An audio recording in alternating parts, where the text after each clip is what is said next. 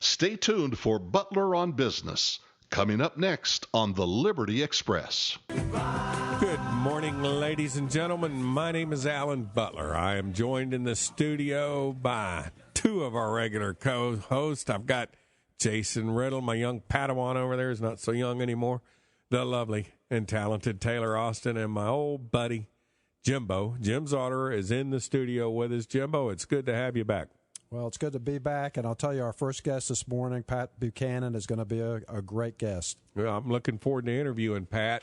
Yeah, Pat, this is Jim Zauderer. I want to introduce Pat to begin with. Pat, you're one of my heroes in the conservative movement, and Pat's been widely considered as America's leading populist conservative, was a senior advisor to three American presidents, Richard Nixon, Gerald Ford, and Ronald Reagan. He also ran for Republican nomination in 1992 and 1996, and was the Reform Party's presidential candidate in 2000. The author of 10 other books, Buchanan is syndicated columnist and founding member of three of America's foremost public affairs shows, CBS's The McLaughlin Group, the CNN's The Capital Gang, and Crossfire. Pat, great to have you on the show today. Had a pleasure working with you and your sister in the Reagan campaigns, and we've had Bay on the program a couple times already. Well, great. Good talking to you fellas. Good talking to you, Pat. It's an honor to have you, guy. Well, thank you, sir. Well, you know, Pat, the title of your new book, Suicide of a Superpower, implies that suicide, meaning that we're doing this to ourselves. Otherwise, you would have said death of a superpower. Can you speak to that? Sure. No foreign nation is doing to America what we've done to ourselves. It's our own fault that we can't balance our budgets or protect our borders or win or end our wars or stop the hemorrhaging of our manufacturing. That's a failure of Americans themselves. And more than that, what concerns me, fellas, is the United States is really becoming a country of warring tribes and classes and cultures and races, which really less and less trust each other and more dislike each other, when they're basically fundamental faith that held us together and the fundamental moral code, moral consensus that held us together are all collapsing. Pat, what do you think has caused this warring faction? I think it's a breakdown of the moral, social consensus. I think it dates back to the 1960s when a significant slice of America's young basically seceded from the consensus about whether America was a great and good country. And this rebellion, it was a real revolution of sorts. It was not a bloody revolution by and large, but it has now converted tens of millions of Americans, and you can see its manifestations when we're at each other's throats over these so-called culture wars. Pat, you mentioned manufacturing. I grew up in the manufacturing business. It would be very tough to want to start up a manufacturing company here in the United States again when it is, unfortunately, so much easier to offshore that work. What's your thought on how we can bring back manufacturing? Well, you know, when I ran in 1990, I said if you drop the Americans into this global economy with your factory workers making 20, 25, 30 bucks an hour, and with our regulation system of civil rights laws and health and safety laws and EPA and all the rest, you'll lose every manufacturing job in the country. I think, fellas, what you do is ask yourself how we became the greatest manufacturing power the world had ever seen, producing 40% of all the world's goods. At the same time, we had the highest standard of living in the world. And the answer was we charged a high price of admission to get into the American market and use the revenue from that to fund our government and did not tax our citizens. And that's Hamiltonian economics. That's Henry Clay economics. It's Lincoln economics. It's Teddy Roosevelt economics. All of them were basically protectionists. And I argue in the end of the book, if you simply get a rising tariff up to 30% on all manufactured goods in the United States and use that $600 billion in revenue to eliminate corporate income taxes, foreign countries will move their factories to the United States rather than Americans moving their factories abroad. Pat, I remember hearing you talk one time that when you were advising President Nixon and we had this Cold War going on, that we made this effort to normalize relations with China. I heard you say at one time that you felt like, looking back on that we created a Frankenstein monster. Can you address that? Well, I think that what the president did in reaching China, opening up, I was on the trip, and I was such a problem for the old man, as we called Richard Nixon. I think he was going to leave me there. But I'll tell you, what we did when we opened it up was not a bad thing. We needed a relationship with them because we were in real trouble, and the Soviet Union was growing powerful, and we had to talk to the weaker of our adversaries if we're going to play them off against the stronger. But I do believe when we brought, I opposed MFN for China, automatic MFN, and then I opposed bringing them into the WTO. And the reason I did is I said the Chinese just devalued their currency, cut its price in half, which is like a 50% cut in wages on their people and a 50% tariff on American goods coming into the country. So I oppose that because I said we're building up a power, and we don't know what it's going to do when it attains that power. And now they've got, $1.2 trillion in American cash reserves. They basically own the world. We borrow from them in order to give stimulus packages to American workers who go down to Walmart and buy their goods. It is an insane system, and I blame both political parties for basically destroying the greatest manufacturing country the world had ever seen. Pat, we've got about a minute and a half before we go into break, but I just wanted to ask you real quick your thoughts on free trade versus fair trade. Well, my thought is that the trade laws of the United States should be designed to protect the manufacturing base and the workers of the United States.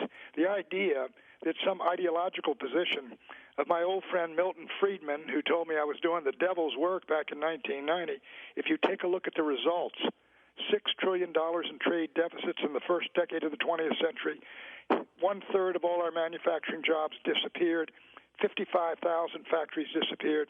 How can any American look at that and say, well, if it's free trade, it's good?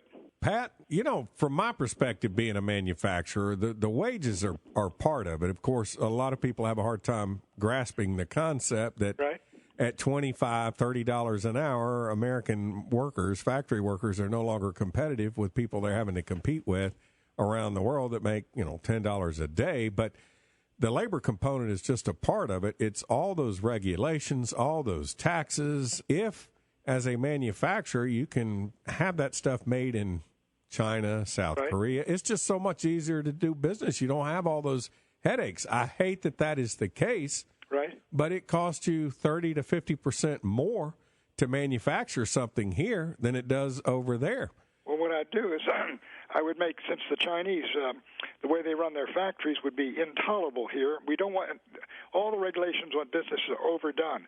But if it's 30 to 50% more to manufacture goods here than there, why don't we put a 30 to 50% tariff on the goods manufactured in China coming into the United States? Use that money to eliminate the taxes on manufacturers in the United States. Yes, and we could also chip away on those taxes. Well, listen, I'm with you on taxes and regulations, reducing all the unnecessary ones. Look, it's overdone. These people came in with a real hostility, I think, to the productive sector in the country. And they're very onerous regulations. And if you get a good conservative administration that has a light hand of regulation on manufacturing, and it makes foreign people who make their workers get $10 a day, who makes them pay to get into America's market, you can turn this around. But is there anyone who thinks we ought to have American wages fall toward the level of Chinese wages in order to make ourselves competitive? Pat, I wanted to ask you, in this book, you talk about America disintegrating. Is that in terms of a physical disintegration? Are you saying that there's a risk of possibly states seceding or breaking apart like the Soviet Union? No, I don't. The Americans won't break apart like the Soviet Union, I think.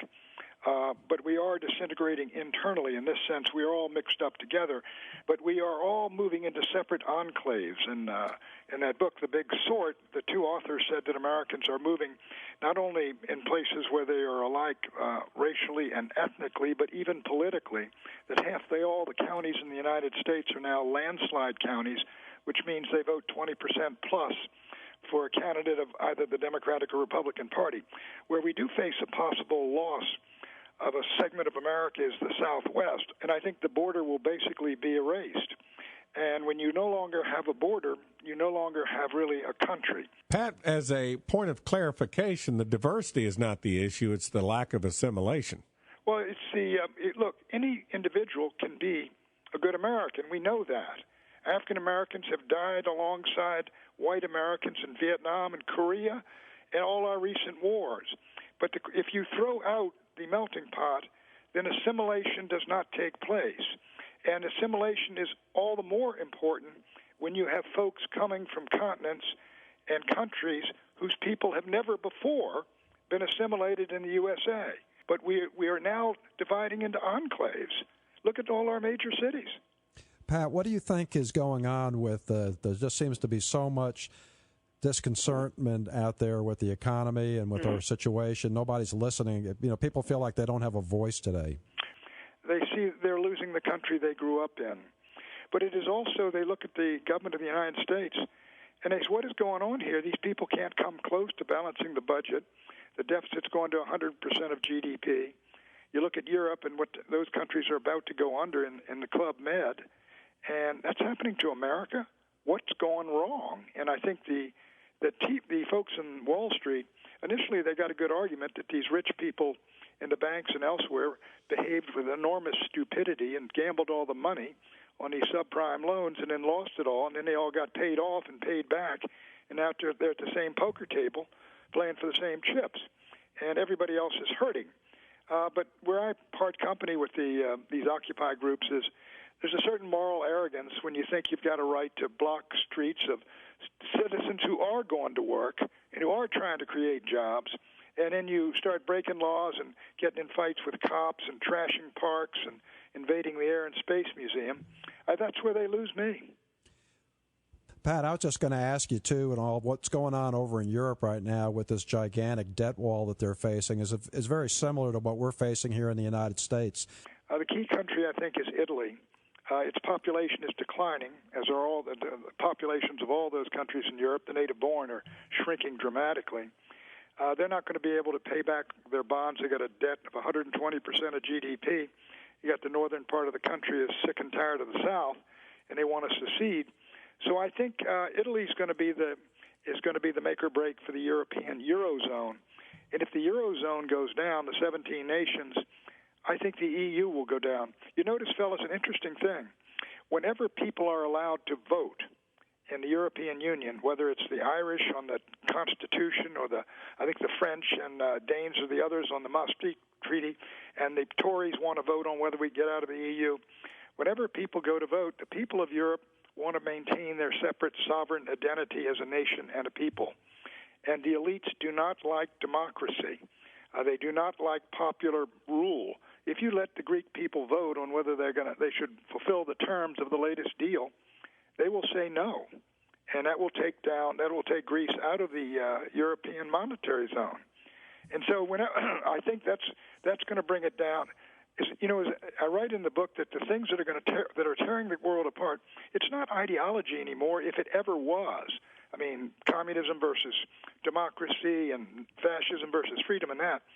I mean, whatever you say about us, I think, and in the Eisenhower, I know there were things wrong, and everybody brings up segregation and all that, but whatever you say about it, we were one community. I mean, the African-American community, we read the same history, we studied the same literature, we had the same English language, so we had a common enemy in the Cold War, we'd all gone through the Depression, World War II together. All of these things we had in common. And when all of these things, which are the melting pot, when they all break down and disappear and we're at each other's throat over everything, I do not know what holds us together. And it seems to me that is a dismal end for the old republic. Pat, it's been an honor to have you on. Could you tell the listeners a little bit about your book? The book is Suicide of a Superpower. It is the Will America Survive Till 2025, basically as one nation under God and one people. You can get it with a click-through to Amazon.com. Pat, it's certainly been a pleasure. Say hello to your sister, Bay. Will, I think she's going to be coming your way with a book called Bay and Her Boys. Well, I look forward to having Bay back on our show. Well, thank you guys very much. Thank you, Pat. That's Bye-bye. Pat Buchanan.